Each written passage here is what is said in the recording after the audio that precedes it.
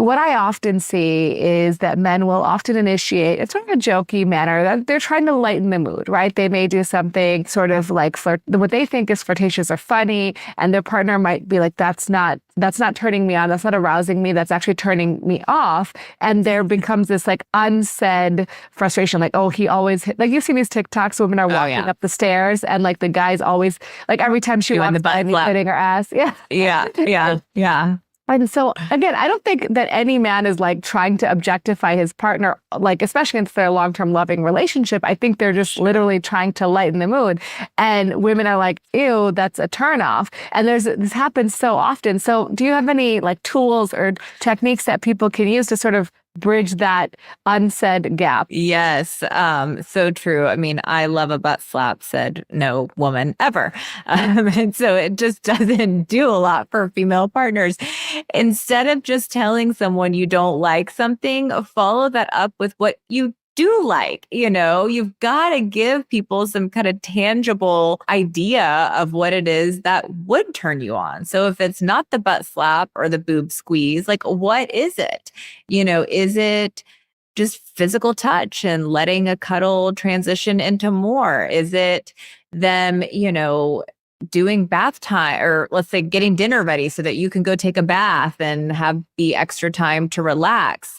Is it a sexy text message earlier in the day? Is it a more, overt, would you like to have sex tonight type of question? Is it, setting out some lingerie or like lighting a specific candle to indicate that, you are in the mood tonight without necessarily asking directly? So I think there's a lot of ways to initiate sex. I have to dig up, I did a post on this maybe a year or so ago, but I think we don't often think about, okay, I know I don't like that, but what is it that I do like? Like that's the piece of the conversation that's missing for people. And coming back to the sexual values, like something we have to think about before we can share with our partner. Yeah. And I think realizing that often either you're the initiator or you're the rejector. And if you're in one of those camps, like being the rejector plays an emotional toll, but initiating and getting rejected also plays a huge emotional toll, which leads to like avoidance of sex altogether, which is not what we're trying to do here. No. And to your point earlier about like when men are rejected and they don't know how to express the effect that has on them, what a lot of them end up doing is getting pouty and prickly, which just turns their female partners off even more because it's kind of like toddler type behavior. And so, this is where it comes back to, like you were saying, kind of a gentle letdown, like, oh, I love that you want to be with me tonight, but I am just not feeling it. Like, can we just cuddle instead? And like, let's think about what we need to do tomorrow to like prioritize that, make sure you come through with a follow-up. Yeah. I think it's really this theory, like this thought, as you mentioned earlier, like sex is just about getting off or having bodies together. And it's not about pleasure or intimacy. And I think reframing that and realizing like, whoever is initiating, male or female partner, like, yes, the orgasm is great, but that's not the only thing that people are looking for when they have sex. No, in the research I did looking specifically at flow state and sexual satisfaction, after I got the quantitative data, I called up my research participants with the highest scores and had really long conversations with them about like what made sex so great that they were able to get into a flow state and what is it that they did to get there. And when I would ask them things like, what was the best part of the sexual experience? They didn't say like the orgasm I had, it was more the feeling they had when they were with their partner. And so, yes, the physicality is a component of sex, but beyond that, it's an opportunity for, relationship connection and even self-expression, coming back to novelty, like when we're talking about what we want to feel during sex. Sometimes the question shouldn't be like, what do you want to do? But it's like, how do you want to feel? Do you want to relieve some pent up energy in a consensual kind of playful way? Do you need to feel comforted? I had one couple who I write about in the book had lost her twin sister and she was grieving a lot, but sex with her partner just was really comforting and made her feel safe. And it felt different than it did, at other times in their life when she wasn't going through that. So it's like, what do you want to feel? Do you need to celebrate? Like, what is it that you need? And then using sex as a gateway to tap into that feeling can in and of itself be really fun and exciting. Yeah. And I think the same thing can be said for people who maybe don't have a partner. Like self-pleasure can be fraught with a lot of shame for whatever reason, but it can also be a great way to learn about your body, be in touch with yourself, learn your sexual values, right? Like, and so that you can actually express them to another partner. Yes, yes. I mean, a lot of people ask me, like, is this book going to be helpful if I'm single? And like wholeheartedly, the answer is yes, because I spend a whole, section in each chapter talking about how to connect with each of these qualities in yourself. And so I think when you do that, you show up as a more whole and complete person when ultimately you do find yourself in another relationship. And probably a more sexually confident person, which will be in and of itself more attractive to a partner. 100%. I mean, I think I say it 3 times in the book, like you cannot separate your sexuality from your individuality. Anything that makes you who you are is in some way, at some point, going to show up in the erotic realm.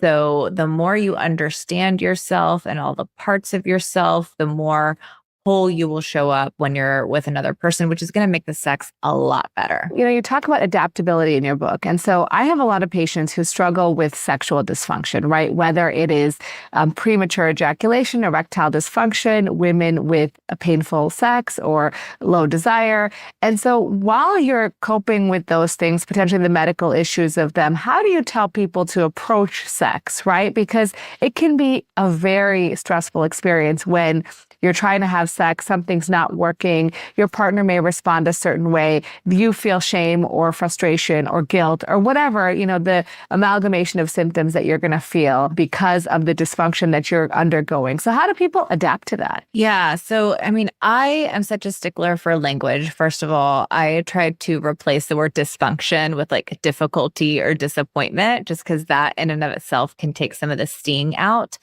And yes, I mean, what I tell people is, the sex you had in the early years is going to be different through every phase and season and life. And it will be different if a body part doesn't work as you expected it to work, or, your hip starts becoming a bit arthritic and you can't rely on the same positions that you're used to.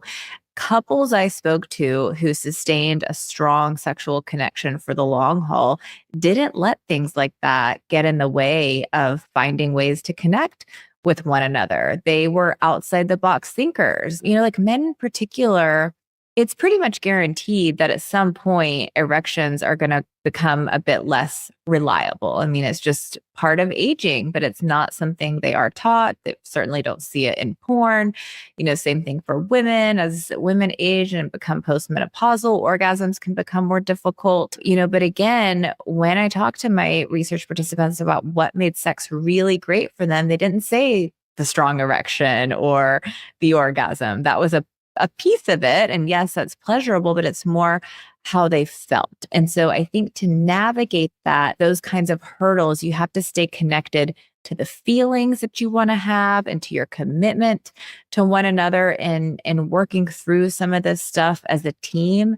When difficulties arise, it can be very polarizing for couples. And it can kind of become like you against me. And this is why I pretty much only work with couples as opposed to the individual, because I'm like, we're talking about the sex the two of you are trying to share, not like him or her, whatever. Like, it's not about two individuals. It's about you two working through the hurdle that's in front of you right now. So yeah, I think it's also like realizing that however you respond to that difficulty or dysfunction, like there's a person on the other side of that you love and care about. And so like really giving grace and being thoughtful and like, okay, something happens, that doesn't mean life is over. Like it doesn't mean that like you're never going to have good sex, because sex is not just penis and vagina sex, right? Sex is a number of different things that all have some form of intimacy intimacy and pleasure and connection. And so, I tell people just don't freak out. Let the person with the difficulty lead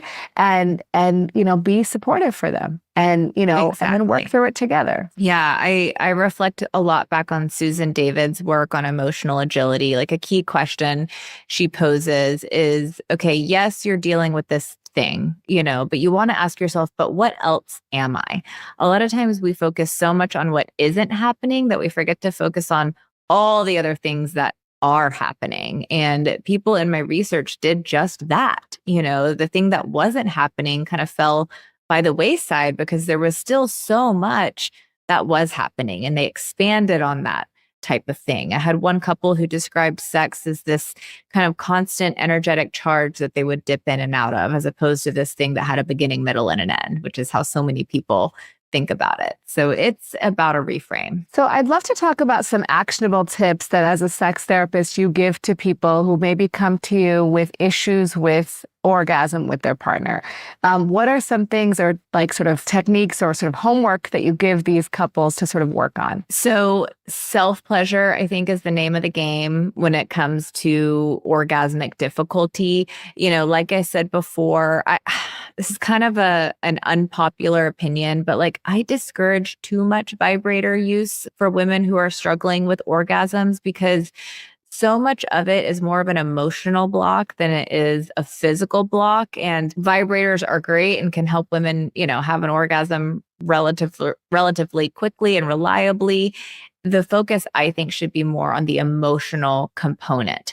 What I hear a lot of women talk about is being unable to surrender or let go enough to kind of cross that threshold, the emotional threshold that they need to cross in order to have an orgasm, because it's vulnerable, right? They'll talk about kind of getting to the top of the roller coaster and then just feeling this kind of block. That's where safety comes into play. So coming back to flow science, one of the best predictors of flow is something called the control paradox. So what happens is we think of control and surrender as being mutually exclusive. Like either you're in control or you surrender. But the fact is they are dependent on one another. You cannot surrender if you're not also feeling somewhat in control. I love snow skiing. When I am on a black, I can't surrender because I'm like overly controlling of my skis, or if I feel totally out of control, I can't surrender. It's only like when I'm on greens and blues that I feel totally in control, which allows me to surrender and immerse myself in the experience. So for people who have orgasmic issues, women in particular, I'm always assessing control, whether they have issues with control kind of as an individual, or if control is a dynamic that is problematic in their relationship. We see this a lot where couples have kind of insecure relationship attachments or avoidant relationship attachments. So working with the couple to reestablish safety and find trust within the relationship dynamic can go a long way, I think, in helping people kind of feel in control enough to then let go. But orgasm, yes, there's a huge physical component to it, obviously. I mean, women most of the time don't kind of underestimate how much clitoral stimulation they need. As in heterosexual couples, they're kind of overly focused on intercourse, which is not how most women have orgasms. But once you've done all of that education, it's looking at kind of the emotional components that may be blocking the release. And then what about for men with premature ejaculation? Yes. So for premature ejaculation, I'm really working with men on identifying when they are approaching that point of no return. So most men will kind of cross a point in their arousal where if they keep going, like an orgasm is going to happen. Getting back in touch again with the body and the sensations that are happening in the body is the first step. Again, stopping viewing pornography when they masturbate, because when we are so kind of inundated with a hardcore external stimulus, we can't really pay attention to our own internal cues. Switching up the way that they masturbate, because a lot of times the way men masturbate is different from what they're experiencing when they're with a partner. And so doing as much as they can to kind of replicate the way they interact with their partner during sex when they're masturbating will help. And then really it's like the stop start technique that is so tried and true. So a lot of guys have this idea that they just need to keep like hammering away and maintain that friction. But eventually, like, on average, men will ejaculate within like 2 to 7 minutes once rapid stimulation begins. And so if they're noticing their arousal is building too fast, slowing down, switching to something else, focusing on partner arousal, which actually is what a lot of female partners want anyway, because there's, this sort of arousal and orgasm gap. It takes women a lot longer to reach orgasm than it does for men. So it's being a collaborative partner, when you're arousal is increasing, you're getting close to that point, just stopping, slowing down, doing something else to focus on your partner. And then that in and of itself, with more practice, men can gain plenty of, ejaculatory control. I rarely have a client who can't learn to control orgasm after those sorts of interventions. Great. And then what about men who have erectile dysfunction that's primarily due to psychogenic causes, meaning they're stressed about getting an erection? That is what's they're ruminating on instead of being in the sexual flow state, let's say. I write about a couple in the book who was struggling with this specifically. In this case, it was kind of his feeling like he wasn't providing enough to give his wife the lifestyle he thought she wanted, that kind of had taken a toll on his self-esteem. So I'm always looking at like, what's going on? What are you attaching to this erection of yours that is maybe making you feel insecure about it? Or what's going on in your relationship that's causing some insecurity? Getting comfortable with the feeling of a soft penis for both men and women is an important piece of the puzzle. Men can still experience pleasurable sensations from stimulation of a soft penis. Men can even learn to have orgasms without an erection. So I think a lot of men don't realize that an erection isn't necessary for pleasure or even ejaculation. And so when an erection doesn't happen, they just stop completely. I have a whole section in the adaptability chapter about broadening one's sexual script. And a lot of times, couples who find other ways of connecting with one another that aren't dependent on the male erection will find that eventually they feel safe and comfortable enough that erections return and it's no big deal. So with all of these questions, Rena, it kind of depends what's going on below the surface that's contributing to the problem. There's not like a one size fits all intervention. In most cases, I'm kind of like a detective. When people come in with a sexual issue, I want to know what's going on individually or in the relationship or in the environment that may be contributing to this problem. And then that's what we focus on. If you enjoyed this clip from the Rena Malik MD podcast with Dr. Emily Jamia, make sure you check out the full video right here.